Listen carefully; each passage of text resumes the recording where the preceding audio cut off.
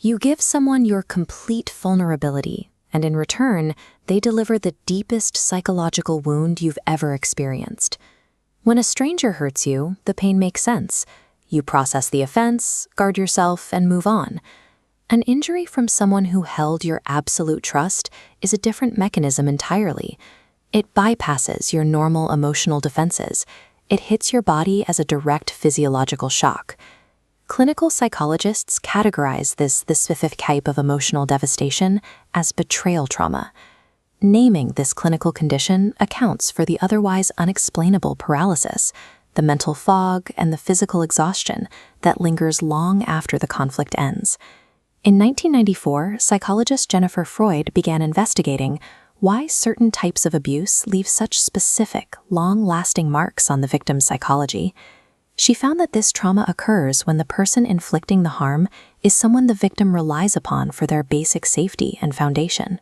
This maps out foundational ties. You have primary connections to parents, a partner, or a best friend, figures you rely on to survive. If one turns against you, the brain doesn't process simple rejection. It interprets a failure of your entire survival system. The resulting agony is intense because, on a biological level, your mind perceives the corruption of this relationship as a direct threat to your existence. To handle a threat of this magnitude, the brain employs a counterintuitive process known as betrayal blindness. If your conscious mind fully accepted that your primary source of safety was actually harming you, the shock would overload your nervous system and cause a functional collapse.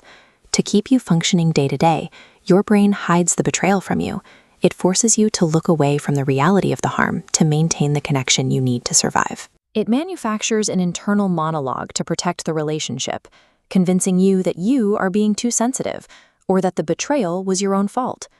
This tendency to blame yourself is an involuntary neurological shield designed to keep the organism alive when its support system turns toxic. You can measure the lingering effects of this defense mechanism in your daily behavior, and there are 4 distinct measurable signs.